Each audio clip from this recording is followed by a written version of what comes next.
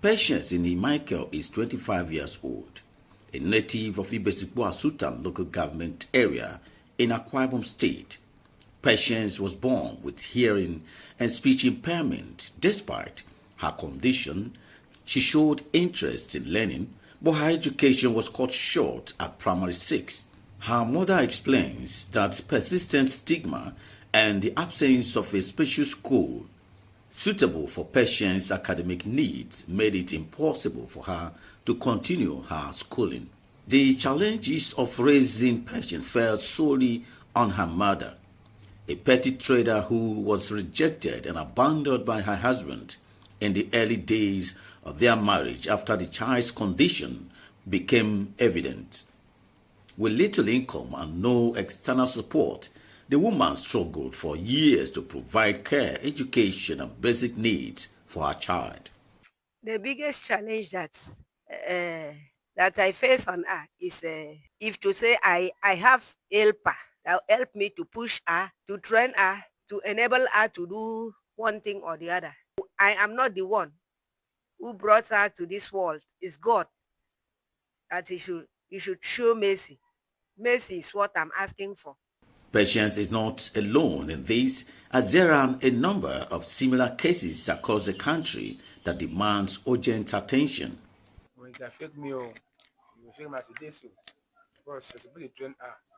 Even if you finish on school now, or if you enter that job, or that thing. But I think that affect me sometimes. You get some people in my name, but you get something like this. You grow up. For my own, I see like this. I see that affect me. Specialists say the situation reflects the broader reality faced by many families living with disability where social stigma, poverty, and limited access to inclusive education combine to deny children their right to development, calling on government and relevant agencies to expand social education facilities, strengthen social welfare programs, and promote public awareness to end discrimination against persons with disabilities. They really need people who are patient, who are understanding. If they are able to be educated, it makes things easier. But for those that are not educated, then we have to do a lot of rehabilitation. Society has to understand their language. That's another challenge I get with them. People don't understand how to speak with them. Even when they are not annoyed, because nobody is speaking, they get annoyed. Nobody is explaining, they get annoyed. So for this group of persons, I will always say that the policymakers should look at language, sign language, being a part of the academic system. They have siblings, and these siblings are talking, and yet the siblings can't talk to them because the siblings don't understand their language. So what's wrong if our educational policy, includes sign language? When you ask, we say we are running inclusive education. What is inclusive education? You want them to mix up with others.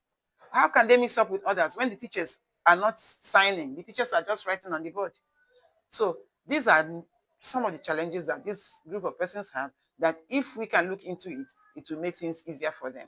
And of course, for those who do not go through education, maybe because of distance to school, most states have just one special education center or special education school, just one. And it becomes so difficult for a child in the hinterland to come to the rural part to get this education. Patience in Michael's story is a reminder that disability should not be a life sentence of exclusion.